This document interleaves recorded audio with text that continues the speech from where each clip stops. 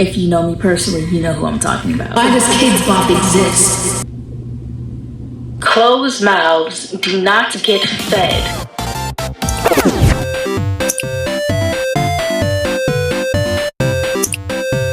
A couple days ago in my public communications class, one of our presentations was to explain a pet peeve of ours, and that's the inspirations of today's video. With that being said, let's log in. One of my big pet peeves is communication. I do not like lack of communication. That's for relationships, family, friends, acquaintances. Big saying I use is what I got from my mother: closed mouths do not get fed, which translates to, if you don't tell me what you need, I won't be able to fix it for you. So I use that phrase with everyone I meet. You can tell me anything.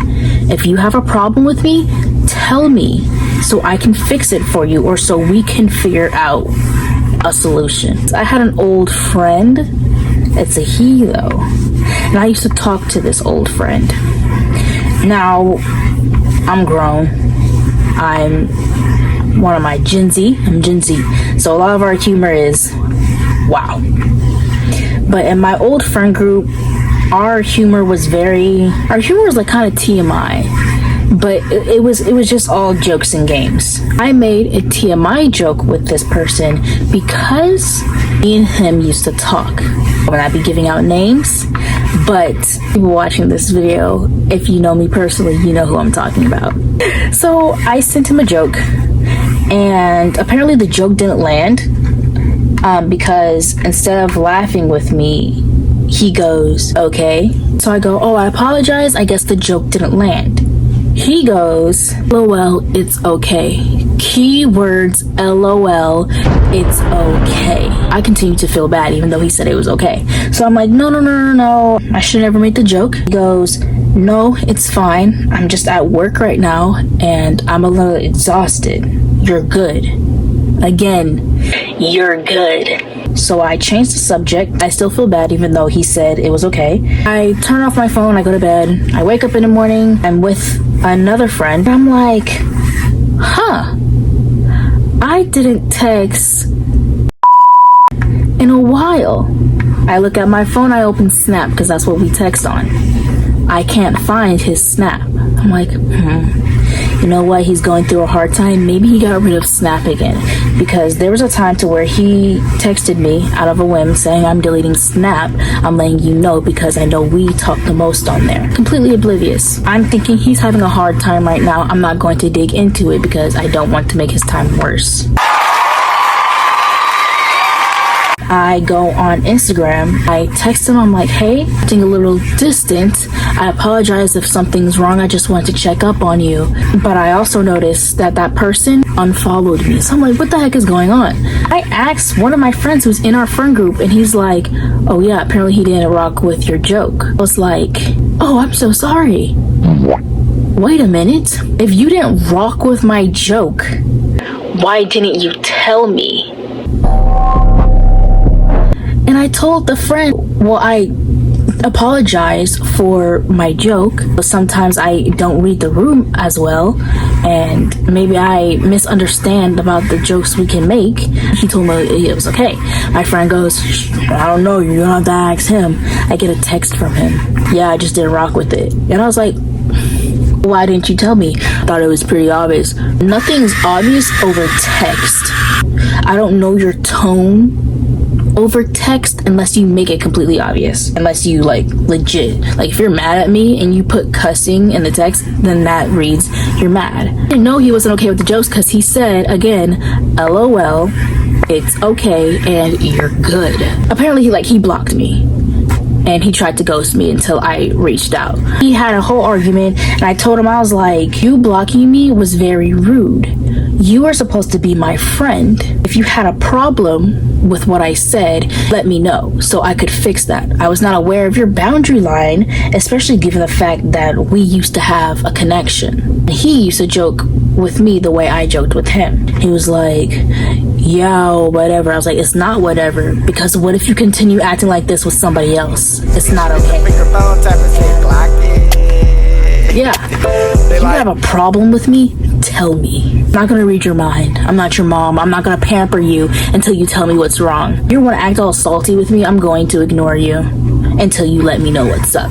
Next pet peeve, Kids Bop. Why does Kids Bop exist? We have Disney music, other children music. We have rappers, songwriters like Billie Eilish and like all of them. Okay, maybe you want to listen to some Cardi B, but you know Cardi has some weird words in there and she has some cuss words. Look at this.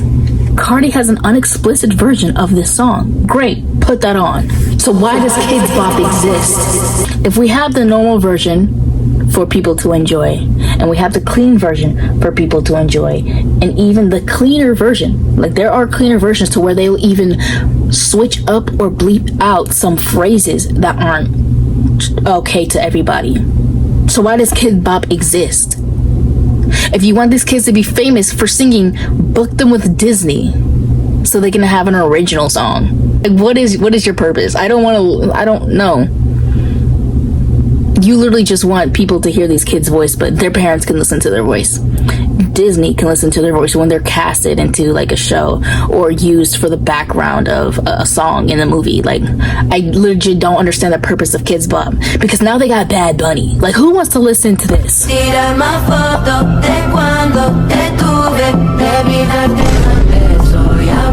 out of my face. Get out of my face. Why do you exist? I've gotten so many Kids Bop commercials on my feed. Like, get out of my face. Please. Ugh. Lack of consistency. If that makes sense. I hate slow people. If I'm walking behind you and you know I'm behind you and you're just with your friend chatting it up, going up the stairs while I have like my food in my hand, move, walk faster. Or if I have tons of luggage, I'll call you, I'm like, hey, are you able to help me? And you voluntarily say, yeah, I can help you. Don't take your sweet time and slowly walk down the hall, be on your phone scrolling. Stop, talk to your friend, continue to walk down the hall slowly. Take your sweet old time to open the door. When I strictly told you, hey, I have a lot of stuff, will you be able to help me? And you voluntarily said yes. Speed it up. Come on now. I don't have time for slow people. I don't. Because if I did, I wouldn't have called you to help me and I would have gotten this stuff into the room by myself. Please, pick up the pace. Prissy girls and PE. In middle school and in high school, because I still had PE in high school, I hated the prissy girls in gym. The ones that act like, I don't want to touch that basketball. I'm too good for PE. I'm gonna just stand here on the wall and act cool because I'm too perfect to be running around like a little boy. Girl, it's PE. Ain't nobody worried about you. You're not gonna catch a disease if you touch the ball. You're not going to mess up a nail if you join kickball. Girl, they won't even participate in volleyball. It's so aggravating. Like, and then you want to complain, why do I have an F in the most easiest class? Yeah, PE is the most easiest class. I don't know how you can fail that class.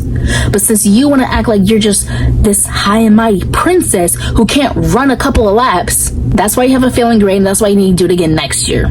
Another pet peeve of mine is people who have no athletic bone in their body. Like, seeing someone who's just completely unathletic pisses me off. I don't know why. Like, I used to be chill with this one guy and I dropped him. He wasn't my friend. He was just someone there that he made himself known. I was like, all right, you're cool. I'll talk to you.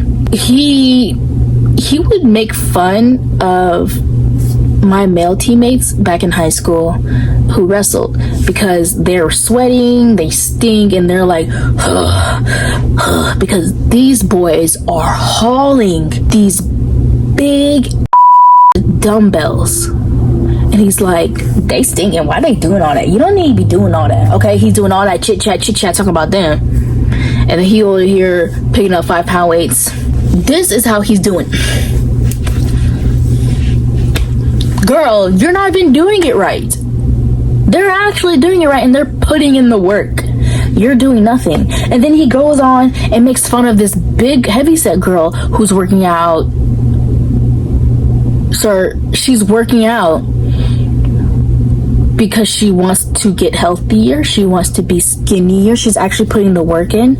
Other people would complain, I don't like my size. I wish I was skinny. Does all that complaining, but does nothing about it. You will cry about your weight, but you put no effort into changing that. I don't like those people. And people who legit when I mean I hate people who have no athletic bone in their bodies, like the most easiest thing they cannot do. You can't jump rope. You can't do one push-up. You can't do one squat. And I know there are some people who legit don't know how, but it's the ones that like gas like they know everything or they just that do. But you can't do this one simple little workout. I thought you were all that. I'm trying to think of more pet peeves because I think I only got down like 5 maybe. What is another pet peeve of mine? It's like they usually pop up and I go on rants about them. I hate the way most guys try to shoot their shot with girls.